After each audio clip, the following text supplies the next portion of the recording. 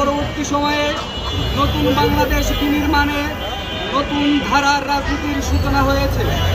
সেই সুন্দর বাংলাদেশ বিনির্মাণে ছাত্রদলের ভূমিকা অনস্বীকার্য।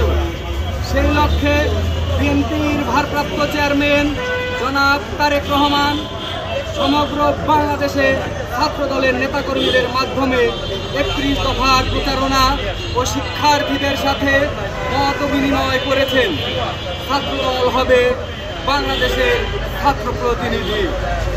কিন্তু গতকাল ২৪ ডিসেম্বর ২০২৪ জগন্নাথ বিশ্ববিদ্যালয় ছাত্রদলের নতুন আহ্বায়ক কমিটি গঠনের পরে সিনিয়র জুনিয়র পর্যায়ের সকল ত্যাগী ও হামলা মামলার শিকার নেতাকর্মীদের পদবঞ্চিত করে অছাত্র, ছাত্রলীগ এবং বিপ্লবোত্তর সময়ে রাজনীতিতে আসা হাইব্রিডদের নিয়ে কমিটি গঠন করা হয়েছে। স্বৈরাচার বিরোধী আন্দোলন, লড়াই সংগ্রাম অব্যাহত রেখে যারা জীবন বাজি রেখেছেন তাদেরকে অবমূল্যায়ন করা হয়েছে। বিশেষ করে জগন্নাথ বিশ্ববিদ্যালয় ছাত্রদলের ১১তম ব্যাচ ১৫-১৬ সেশনকে ইচ্ছাকৃতভাবে উদ্দেশ্যপ্রণোদিতভাবে পদবঞ্চিত করা হয়েছে।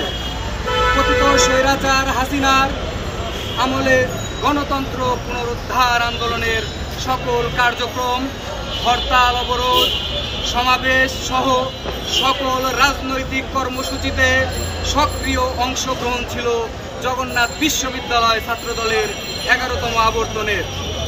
রাজপথের সকল আন্দোলনে সংগ্রামে সক্রিয় অংশগ্রহণের পাশাপাশি ক্যাম্পাস রাজনীতিতে ১১তম ব্যাচ ছিল সম্মুখ সারির। এমনকি পার্শ্ববর্তী ব্যাচগুলোর মধ্যে সক্রিয় একটি ব্যাচ ছিল, অন্যতম সক্রিয় একটি ব্যাচ ছিল জগন্নাথ বিশ্ববিদ্যালয় ছাত্রদলের ১১তম ব্যাচ। তার ধারাবাহিকতায় নিষিদ্ধ ছাত্রলীগ কর্তৃক তৎকালীন সময়ে হামলা মামলা ও নির্যাতনের শিকার হতে হয়েছে।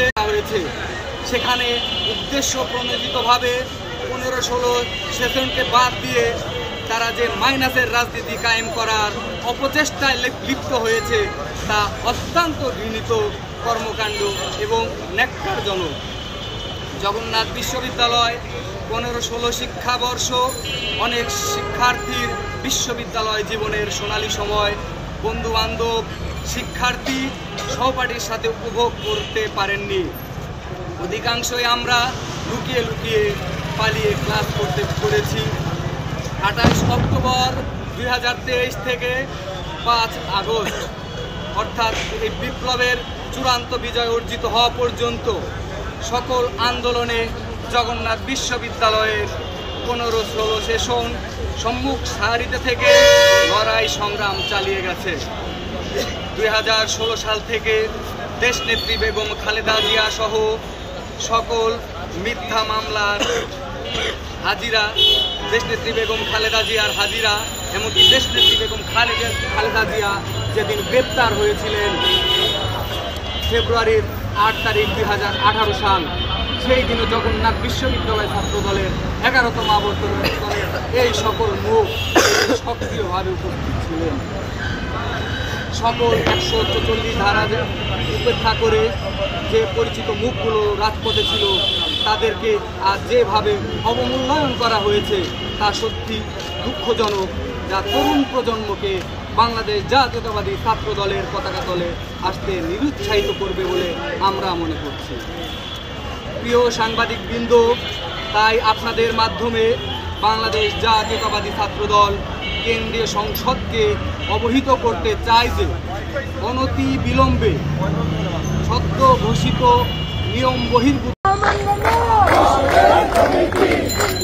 কমিটি